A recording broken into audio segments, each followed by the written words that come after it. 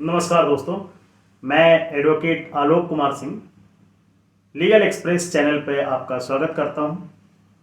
आज के इस वीडियो सेगमेंट में हम लोग बात करेंगे कि यूपी बार काउंसिल में रजिस्ट्रेशन कैसे प्राप्त किया जाए।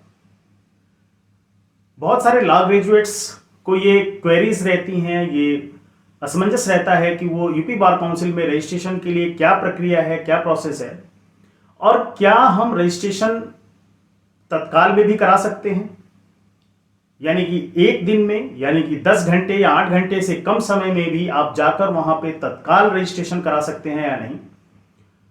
इन्हीं बातों को आज हम इस वीडियो सेगमेंट में समझेंगे कि क्या प्रक्रिया है, कहां से हमको फॉर्म मिलेगा, किस तरह से हम लोग फॉर्म को फिलअप करेंगे, क्या क्या उसमें डॉक्यूमेंट लगेंगे, उसको वेरीफाई करने के लिए किन वरिष्ठ अधिवक्ताओं की जरूरत पड़ेगी, किस बार काउंसिल मेंबर की जरूरत पड़ेगी।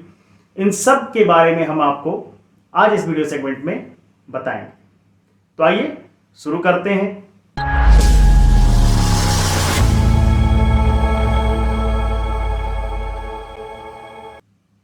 दोस्तों, सबसे पहले हमें यह जानना है कि हमें ये यूपी बार काउंसिल का जो फॉर्म है वो कहां से प्राप्त होगा। तो आपको मैं अब कंप्यूटर स्क्रीन पर लेकर चलता हूं और आप वहां पर गूगल ब्राउजर ओपन करके उसमें यूपी बार काउंसिल टाइप कर लें।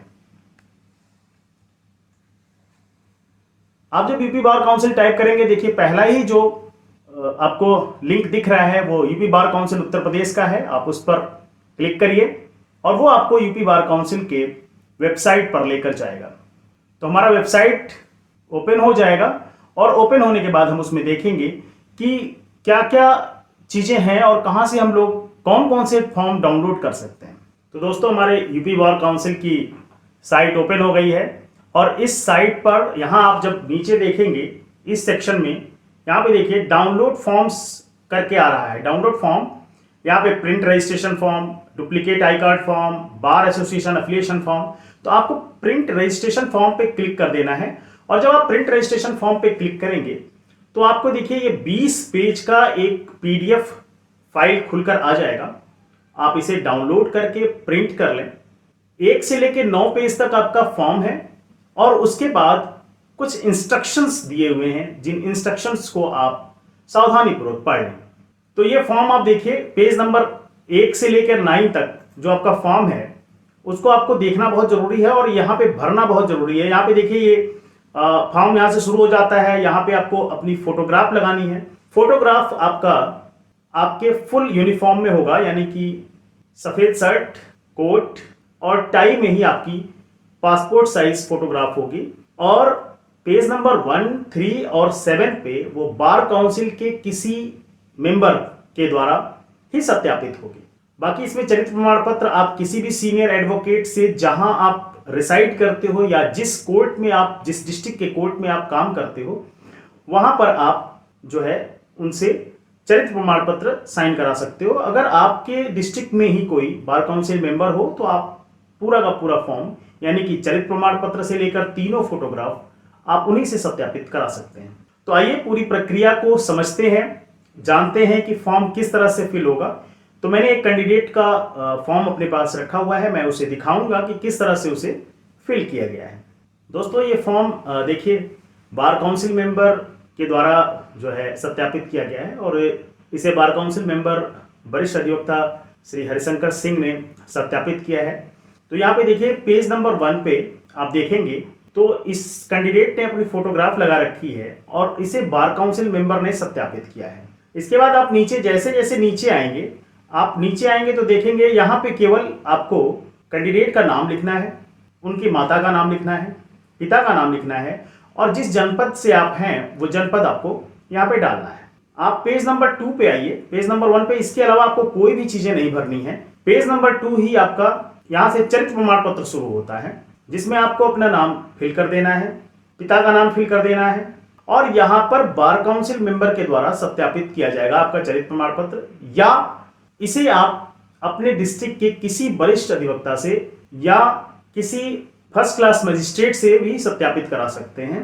वो उसी जनपद का होना चाहिए जहां पे आप प्रैक्टिस शुरू करना चाहते हैं। तो चूंकि इस कैंडिडेट के जो जिन्होंने चरित्र प्रमाण पत्र इनका सत्यापित किया है वो एक बार काउंसिल मेंबर भी हैं, तो उन्होंने चरित्र प्रमाण पत्र को भी सर्टिफाई किया है और साथ साथ फोटोग्राफ को भी सर्टिफाई किया है। तो पेज नंबर 2 ये आपका चरित्र प्रमाण पत्र है।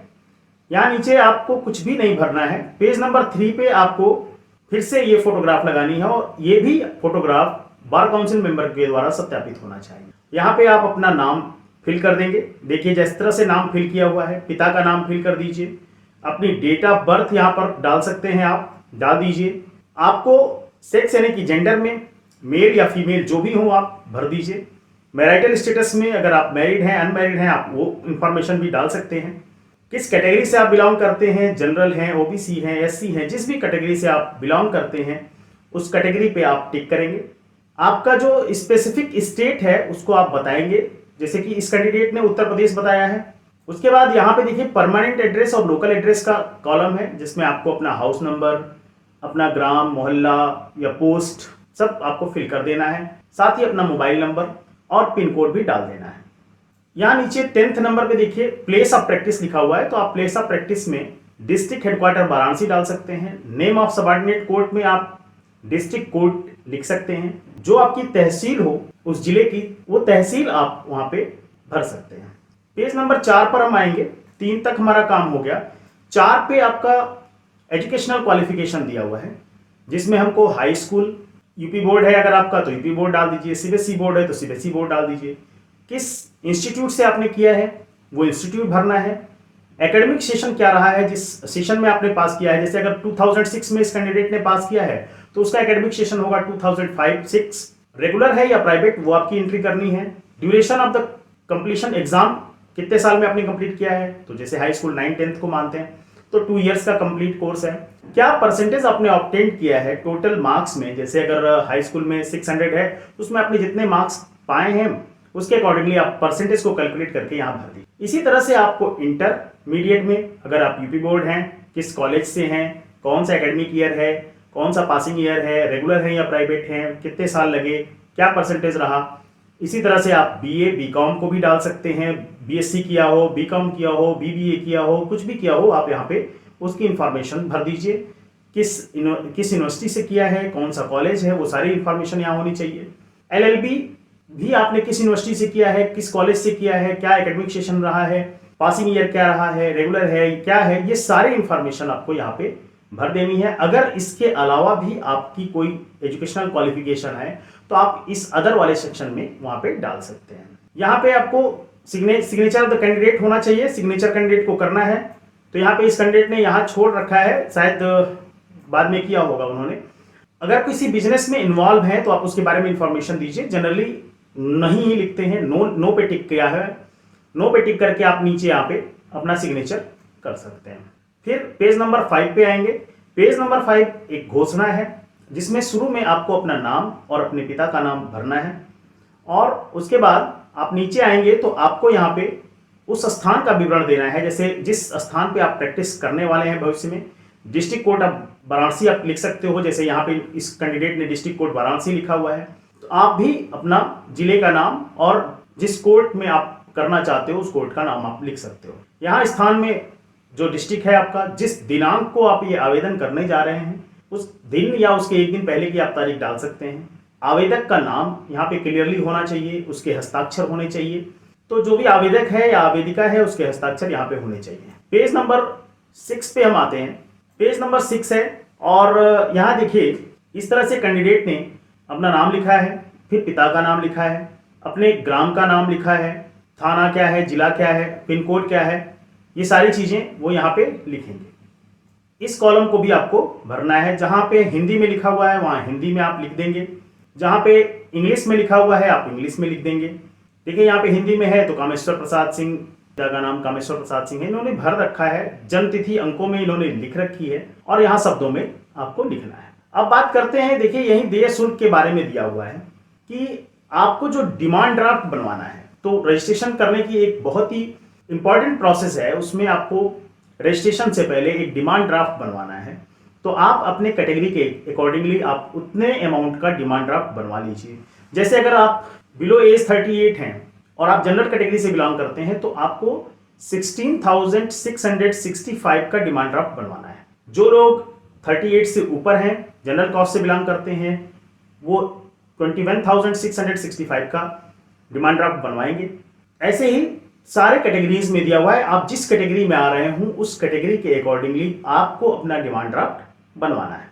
तो डिमांड ड्राफ्ट बनवा के, जैसे डिमांड ड्राफ्ट को आपको बनवा के उसके पीछे अपना एड्रेस और मोबाइल नंबर भी लिख देना है। ये देखिए पेज नंबर 7 पे हम आ रहे हैं, जहां फिर से जो है आप कैंडिडेट के फोटो को बार काउंसिल मेंबर ने सर्टिफाई किया है। यहाँ पे इन्होंने अपना नाम, अपने पिता का नाम, अपना स्टेट, साथ ही अपना एड्रेस भी फिल कर रखा है। नीचे ये सारी चीजें, नेम ऑफ सबऑर्डिनेट कोड आपको डालना है, हेडक्वार्टर जैसे कि डिस्ट्रिक्ट अपना जो भी आपका जिसमें आप प्रैक्टिस करने जा रहे हो उसका डाल दीजिए, तहसील जो भी है आपकी, साथ ही आपको अपना डेट आप बर्थ के अकॉर्डिंगली जो करंट डेट है उस डेट पे आपकी एज कितनी है वो भी कैलकुलेट करके यहाँ पे डाल देना है। तो यहाँ पे तो अभी डेट ऑफ बर्थ डालना है आपको, नीचे आपको यहाँ पे कैलकुलेट करना है कि टोटल एज आपकी कितनी हो रही है। तो यहाँ पे आपने डेट ऑफ बर्थ डाल दिया, यहाँ मेल है तो आप मेल पे टिक करिए, फीमेल है तो फीमेल पे टिक करिए, मैरिटल स्टेटस क्या है वो फिर से आप डाल दीजिए, मैरिड है तो मैरिड, अनमैरिड है तो अनमैरिड, जिस कैटेगरी से बिलोंग करते हैं वो कैटेगरी डाल दीजिए। अब यहाँ पे आपको एज कैलकुलेट करनी है, तो इन्होंने एज कैलकुलेट करके देखिए 31 ईयर्स 5 मंथ और 15 डेज इन्होंने डाल रखा है। और नीचे आते हैं तो यहाँ पे देखिए पेज नंबर 9 है, और इस पेज नंबर 9 पे 8 पे सॉरी ये पेज नंबर 8 है, और पेज नंबर 8 पे आपको पत्र व्यवहार का पता पूरी तरह से यहाँ पे भर देना है। यहाँ पे भी आपको पेज नंबर 9 पे भी आवेदक द्वारा हिंदी में भरा जाए, यहाँ साफ साफ लिखा हुआ है। तो यहाँ पे देखिए आवेदक ने अपना हिंदी में सारा नाम, डेट ऑफ बर्थ, ठीक है, शब्दों में डेट ऑफ बर्थ लिखा हुआ है, पिता का नाम लिखा हुआ है, स्थिति विवाहित है वो लिख लिया है, सामान्य है, किस ग्राम से बिलोंग करते हैं, किस शहर से बिलोंग करते हैं, साथ ही उसका पिन कोड, जिप कोड क्या है वो सब इन्होंने डाल रखा है। तो इसी तरह से आपको इंग्लिश में भी भर देना है। ये दोनों फोटो जो यहाँ पेज नंबर 9 पे है, इन दोनों फोटो को सत्यापित नहीं करवाना है, ये बार काउंसिल मेंबर से सत्यापित नहीं होगा। तो केवल पेज नंबर 1, 3 और 7 पे बार काउंसिल मेंबर से सत्यापित होगा, और पेज नंबर 2 पे जो आपका चरित्र प्रमाण पत्र है वो किसी वरिष्ठ अधिवक्ता से, आप जिस जिले में आपको प्रैक्टिस करना है या जिस जिले से आप बिलोंग करते हैं वहां से आप उससे साइन करवा लें। ये देखिए डिमांड ड्राफ्ट इन्होंने बनवा रखा है। ये डिमांड ड्राफ्ट के पीछे आपको अपना नाम और पूरा पता और साथ में मोबाइल नंबर भी अंकित करना है। इसके बाद हम लोग आते हैं कि और क्या क्या चीजें यहाँ पे लगेंगी। ये देखिए यहाँ पे इस तरह से आपको डिमांड ड्राफ्ट के पीछे अपना नाम, पता और मोबाइल नंबर डाल देना है। फिर आपको अपनी सारी मार्कशीट, जैसे हाई स्कूल का अंक पत्र, हाई स्कूल का सर्टिफिकेट, इंटर की मार्कशीट, इंटर की सर्टिफिकेट, आपके स्नातक की मार्कशीट, स्नातक का सर्टिफिकेट, एलएलबी फाइनल ईयर की भी आप लगा सकते हो। फाइनल ईयर अगर आपके पास सारी अंक पत्र हैं तो आप एलएलबी के सारे अंक पत्र लगाइए, अगर नहीं है तो आप केवल फाइनल ईयर का भी लगा देंगे तो भी चलेगा। और साथ में आपको, अगर आपने इसी वर्ष तत्काल ईयर में जो है अपना एलएलबी कंप्लीट किया हो तो आपको प्रोविजनल सर्टिफिकेट यूनिवर्सिटी से लेना है, या ऑनलाइन भी प्रोविजनल सर्टिफिकेट मिल जाते हैं, आपको ऑनलाइन प्रोविजनल सर्टिफिकेट ले लेना है। और इन सभी डॉक्यूमेंट की आपको 2 कॉपी लगानी है। देखिए इन सभी डॉक्यूमेंट की, मैं कह रहा हूं हाई स्कूल से लेकर जितने भी अंक पत्र हैं इन सभी डॉक्यूमेंट की 2 कॉपी आपकी लगेगी, फॉर्म की 2 कॉपी नहीं लगेगी। अब ये देखिए एफिडेविट का एक प्रारूप दे रखा है, आपको 10 रुपए का एक स्टाम्प खरीद कर उस पे जो भी प्रारूप लिखा हुआ है उसको लिख दीजिए। साथ ही अगर आपके एजुकेशन में कहीं कोई गैप रहा हो, जैसे अगर इंटरमीडिएट करने के बाद आपने तैयारी कर रखी है, या ग्रेजुएशन करने के बाद आपने कोई प्रिपरेशन कर रखी है, या किसी अन्य कारण से आपकी परीक्षा में कोई गैप हो गया है, तो उसको भी इसी एफिडेविट में आपको लगा देना है। ठीक है, तो जैसे देखिए इस एफिडेविट का एक प्रारूप होता है, वो प्रारूप आपको उसी फॉर्म में दिया हुआ है। ये एफिडेविट आपको बनाकर इसको नोटराइज करा लेना है। ठीक है, तो अपना नाम पता यहाँ पे रहता है, आप कचहरी में जाएंगे वो प्रारूप उनके पास होता है। देखिए मैं यहाँ पे आपको दिखाता हूँ, जैसे ये 11 नंबर पे इन्होंने कहा है कि मैंने सत्र 2009 से 16 में प्रतियोगी परीक्षाओं की तैयारी हेतु गैप रहा है। तो इनके एलएलबी और ग्रेजुएशन या इंटरमीडिएट या ग्रेजुएशन के बीच में ये गैप रहा है, जिस गैप को इन्होंने इसी एफिडेविट में दिखा दिया है। तो ये भी अगर आप एफिडेविट दे रहे हैं तो इसी एफिडेविट में ये गैप भी आप बता सकते हैं। इस एफिडेविट की भी 2 कॉपी लगेगी, मतलब एफिडेविट तो होगा ही, साथ में उसकी 2 कॉपीज होनी चाहिए। ये देखिए प्रोविजनल सर्टिफिकेट है जो कैंडिडेट ने यहाँ दे रखा है और इसकी भी 2 कॉपी होगी। साथ में आपके किसी आईडी और एड्रेस प्रूफ, जैसे कि अगर आप आधार कार्ड लगाते हो या वोटर आईडी कार्ड लगाते हो या ड्राइविंग लाइसेंस लगाते हो जिसमें आपका आईडी साथ साथ एड्रेस प्रूफ भी हो, उसकी भी 2 कॉपी आपको लगानी है। एक 500 रुपए का स्टाम्प भी आपको अपने नाम से खरीद कर लगाना है और उस पर कुछ नहीं लिखना है, उसको ऐसे ही लेकर आप जाएंगे। तो एक 500 रुपए का स्टाम्प भी आप अपने नाम से खरीद लीजिए और ये सारे डॉक्यूमेंट का, जितने डॉक्यूमेंट आप फॉर्म के अलावा लगा रहे हैं, उनकी 2-2 कॉपियां आप कराकर उसी फॉर्म के साथ अटैच कर दीजिए। इसके साथ जिन लोगों को रजिस्ट्रेशन की कोई जल्दी नहीं है, वो एक लिफाफा 20x25 का लिफाफा लेकर उस पर 34 रुपीज का टिकट लगाकर अपना एड्रेस लिखकर दे दीजिए। रजिस्ट्रेशन आपका जो है 2 से 3 महीने लगते हैं और 2-3 महीने में वो आपके एड्रेस पर आपको आ जाएगा आपका सर्टिफिकेट और आपकी आईडी। लेकिन जिन लोगों को तत्काल रजिस्ट्रेशन कराना है, तत्काल रजिस्ट्रेशन की फीस 5000 रुपीज एक्स्ट्रा होती है। जो डिमांड ड्राफ्ट आपने बनवाया है उसके अतिरिक्त 5000 रुपीज आप देकर तत्काल रजिस्ट्रेशन ले सकते हैं। तत्काल रजिस्ट्रेशन का मतलब होता है कि जैसे आप जिस दिन उत्तर प्रदेश बार काउंसिल जाते हैं, आप ये फॉर्म सबमिट करिए और उनसे कहिए कि मुझे ये तत्काल रजिस्ट्रेशन कराना है, वो आपको फॉर्म दे देंगे। उसके बाद आप 5000 रुपीज का एक फी लगेगी आपकी, उसकी रिसिप्ट आपको मिलेगी। उसके बाद आप वो फाइल बनाकर वहां सबमिट करेंगे तो शाम तक आपको आपका आईडी और आपका सर्टिफिकेट उसी दिन मिल जाएगा। यानी कि 10 बजे, 10:30 बजे, 11 बजे आप जमा करते हो तो शाम को 5:30-6 बजे तक उसी आगंतुक कक्ष में, जहां बार काउंसिल का जो अभी मैं आपको दिखाऊंगा कि किस तरह से, कैसी बिल्डिंग है, कहां आपको जाना है, वो सारी चीजें मैं आपको दिखाऊंगा, वहां से आप प्राप्त कर सकते हैं। देखिए इस वीडियो में मैं आपको दिखा रहा हूं, ये कैंडिडेट्स यहां पहुंच गए हैं। ये bar council, UP bar council का जो है ऑफिस है और bar council of Uttar Pradesh के इस ऑफिस में आपको सुबह 10 बजे ये खुल जाता है। आप सुबह 10 बजे यहाँ पहुँच जाइए और अपनी लाइन लगा लीजिए। यहाँ देखिए ये 2 खिड़कियाँ हैं, इन खिड़कियों पे छात्रों ने किस तरह से लाइन लगा रखी है। आपको यहाँ लाइन लगाना है और आप जितनी जल्दी पहुँच जाएंगे उतना जल्दी आपका नंबर आ जाएगा। लेकिन देखिए शाम को जिन लोगों को तत्काल रजिस्ट्रेशन कराना है, उनका जो सर्टिफिकेट है और जो उनकी आईडी है वो शाम को एक साथ ही मिलती है।